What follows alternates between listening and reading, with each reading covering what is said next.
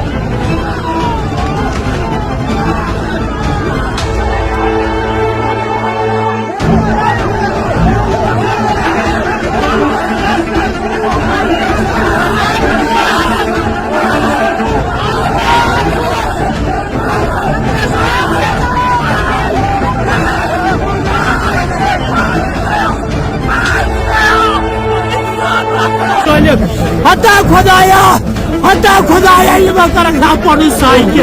हता खुदाया ये बकर खाके रोमा हता मेरे खुदाया आज छी बसब हता मेरे खुदाया हता सच्ची आज तो बहुत की बोली हता मेरे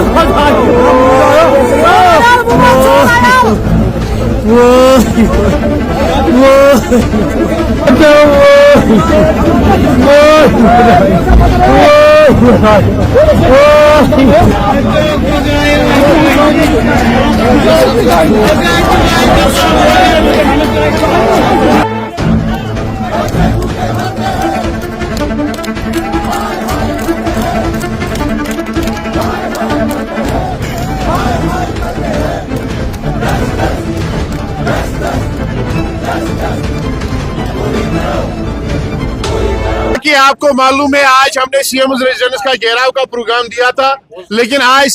सवेरे से ही महकमा पुलिस ने पूरी नाकाबंदी करके शहरी श्रीनगर के तमाम थानों में हमारे जो daily wagers casual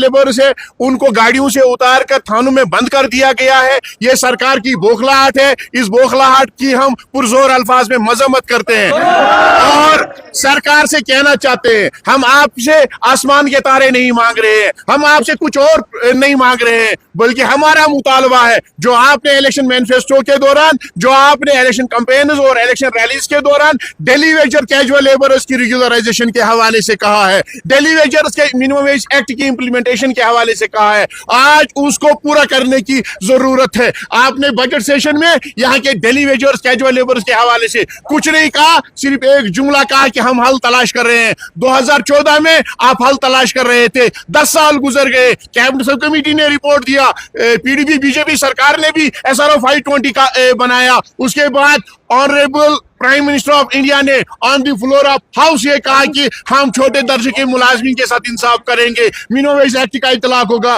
regularisation policy implement होगी। लेकिन आज हमारा एक बार फिर सवाल है उमर साहब और वजीर आजम साहब से भी, होम मिनिस्टर साहब से भी, कि वो मिनिमम वेज एक्ट कहाँ गया, वो रेगुलराइजेशन पॉलिसी कहाँ गई। लद्दाख जम्मू कश्मीर का कल तक हिस्सा था। अगर आप वहां पे 14,000 से 45,000 रुपए डेली वेजर को दे रहे हो, अगर हिंदुस्तान के दिल्ली में आप 21,000 से 29,000 रुपए दे रहे हो, तो daily Vaser casual labour Jammu Kashmir या SDF NYC जितने भी यहाँ पे हैं, लैंड ओनर, IT वर्कर्स, जितने भी कैटेगरीज के तहत यहाँ पे लोग हैं, उन्होंने कौन सी खता की है? उनको आप किस जुर्म की आप सजा दे रहे हो? क्या ये हमारी खता है कि हमने नामसाइद हालात में इस कौम को चलाया? हमने अपना सब कुछ कुर्बान करके इस कौम की खिदमत की है नामसाइद हालात में, कोविड में, सैलाब में, और जब यहाँ पे कोई बात करने के लिए तैयार नहीं था, जब सख्त तरीन हालात थे, तो हमने जान फिजानी से इन महकमों को चलाया और आपकी सरकार को चलाया।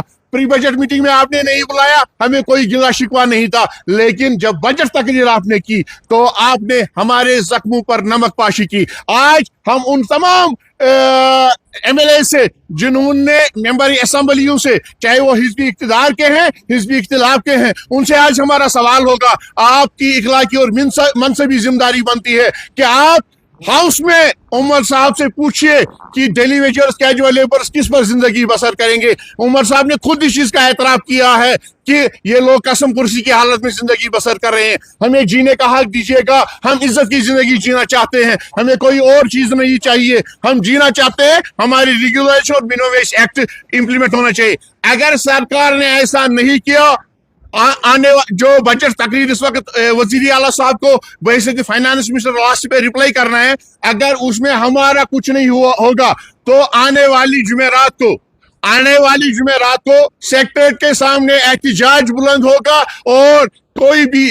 उसमें कुछ भी होगा तो उसकी जिम्मेदारी यहाँ के सरकार पर आए।